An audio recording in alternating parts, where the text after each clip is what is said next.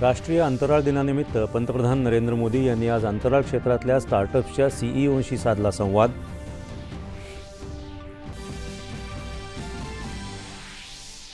देशाच्या सुरक्षेच्या दृष्टीने जहाज बांधणीसह इतर संरक्षण क्षेत्रांमध्ये आत्मनिर्भर होण्याची गरज संरक्षण मंत्री राजनाथ सिंह यांनी केली व्यक्त।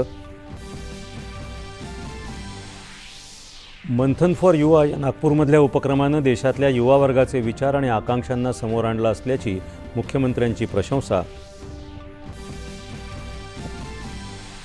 महिला आरक्षण विधेयकाला विरोध आणि पुण्यात येऊन महिलांच्या प्रश्नावर भाषण हे राहुल गांधी यांच्या दुटप्पीपणाचं द्योतक असल्याची मुख्यमंत्र्यांची टीका।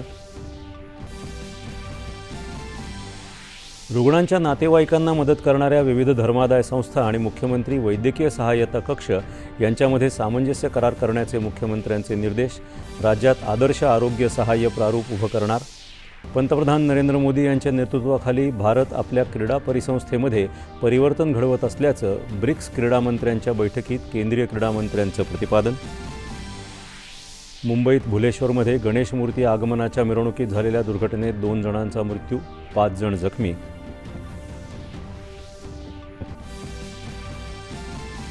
श्रीलंकेविरुद्धच्या दुसऱ्या कसोटी क्रिकेट सामन्याच्या पहिल्या दिवसअखेर भारताच्या 5 बाद 300 धावा।